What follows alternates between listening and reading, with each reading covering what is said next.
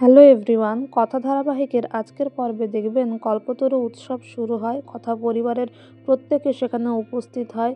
ভক্তিগীতির মাধ্যমে আরাধনা হয়। কথা একটা সুন্দর ভক্তিগীতি গায় আর মনে মনে বলে যে কল্পতরু উৎসবে কিছু চাইলে তো সেটা পূর্ণ হয়, তাই মায়ের স্মৃতি যদি ফিরে আসে সত্যি খুব ভালো হয়।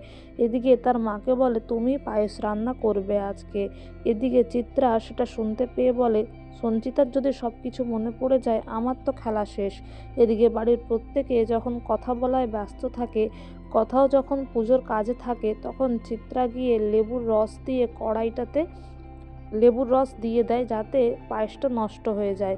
যদিও কথা আড়াল থেকে সবটা দেখে নেয়। এদিকে প্রত্যয় আর অঙ্কিত ঘুম থেকে উঠে বলে আমরা তো কথার বাড়িতে ঘুমিয়েছিলাম, এখানে আমরা কোথায় এলাম।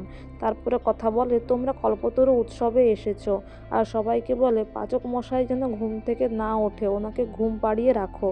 এদিকে এভিকে ঘুমন্ত অবস্থায় দেখে কথা মনে মনে ভাবে কে জানে ঘুম থেকে উঠলে উনি কি তাণ্ডবটাই না করবেন।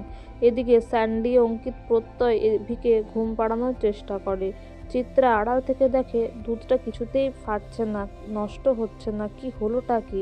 আর কথা এসে বলে আমি কিন্তু দেখে ফেলেছি, আমি জানি তুমি ওখানে লেবুটা দিয়েছিলে।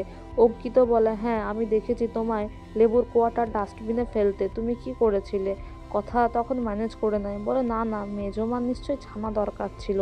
তারপর অঙ্কিত চলে গেলে কথা বলে মেজমা, ছেলে মেয়েদের সামনে কতদিন তোমার মান সম্মান রাখতে পারবো জানি না, তবে এই উৎসবটা মাটি হতে দিও না, শুধরে যাও।